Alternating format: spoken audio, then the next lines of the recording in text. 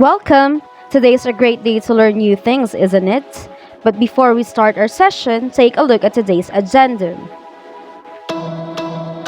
In our previous lesson, the concept of the levels of organization of multicellular organisms was introduced. This concept revolves around the idea that the basic units of life, which are cells, make up tissues. Tissues make up organs make up organ systems, and organ systems make up a multicellular organism. Now that you know the basic concepts, I bet you're ready to proceed to the next part. Discussion of tissues. A tissue, as mentioned a while ago, is a group of similar cells that work together to perform a specific task. This is present in both plants and animals, since these two are both multicellular organisms. But first, let's talk about plant tissues. Plant tissues can be classified as dermal, ground, and vascular, and these three have their own subtypes. The first main classification is the dermal tissue. The dermal tissue covers external parts of a plant, and as an external layer, this tissue's main role is to protect the plant. Dermal tissue is classified into two, namely epidermis and periderm. Epidermis serves as the outer covering of primary plant bodies and non-woody or herbaceous plants, while periderm serves as a protective layer of older woody plants. Its main function is to cover and protect plants' stems and roots. It is also known as a tree's outer bark. Next is the ground tissue.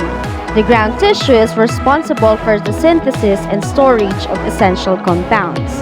It is classified into three. The first is parenchyma. This tissue aids in the process of photosynthesis in plants by housing the largest number of chloroplasts, which, as we all know, are the main sites of food production in plants.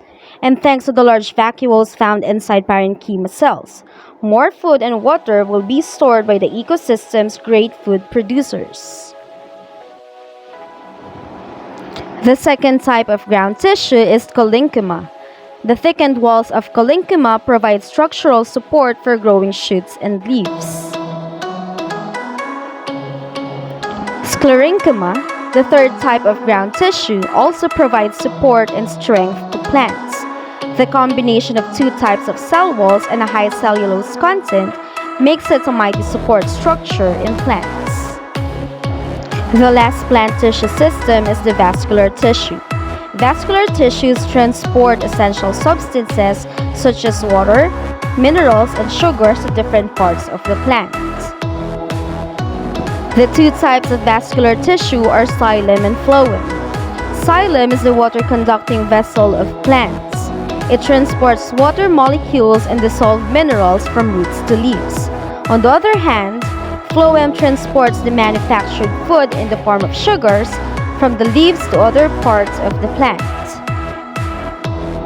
All done with the plant tissues, it's time to move on to the animal tissues. Animal tissue has four main types, namely epithelial, muscle, connective, and neural. Epithelial tissue forms the outer covering of body organs. Just like the dermal tissue in plants, this tissue's main role is to protect the body's internal structures.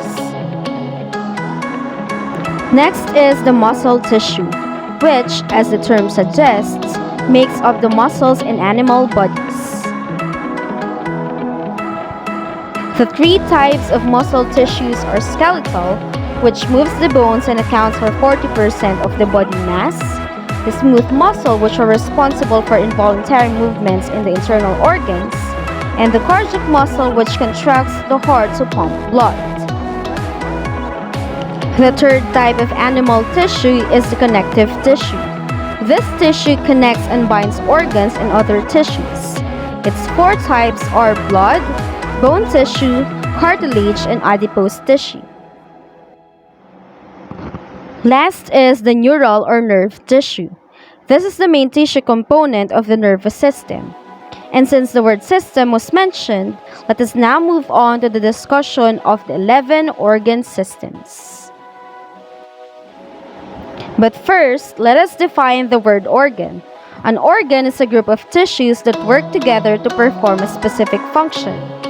And when these organs come and work together to do one or more functions, an organ system is formed.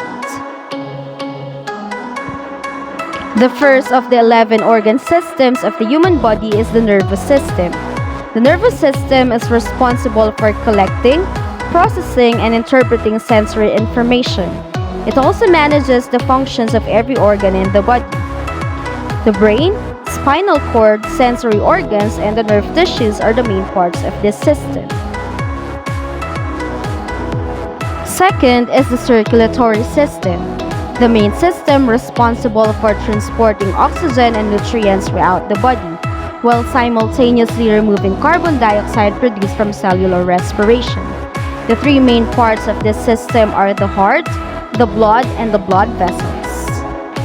Next to the circulatory system is the respiratory system, the breathing center of the body. It enables a person to take in oxygen needed for energy production and give out carbon dioxide as a waste product. Its main parts are the right and the left lung, which contain the alveoli. Digestive system. The digestive system is the one that breaks down the food that we eat to provide energy and nutrients for the different parts of the body. Its main parts are the mouth, stomach, and the small and large intestines. System number 5 is the muscular system. This system enables us to move due to muscle contractions. And that bulky muscle right there? Yes, that one. The gluteus maximus, or simply the glutes, is actually the largest muscle in the human body. Next is the skeletal system. This system protects the internal organs, produces blood cells, supports, and gives shape to the body. Without this, we would be a puddle of skin and guts on the floor, unable to stand, walk, and move without an assistance. That sounds horrible. Alright, let's proceed to the endocrine system, the body's hormone center. Hormones are chemical substances that control mood, growth, development, sex characteristics, and reproduction. These are released by the endocrine glands such as the ones shown on the screen. The next system is the excretory system, the system responsible for the removal of waste materials from the body. The organs that make up this system are kidneys, large intestine, liver, skin, and lungs.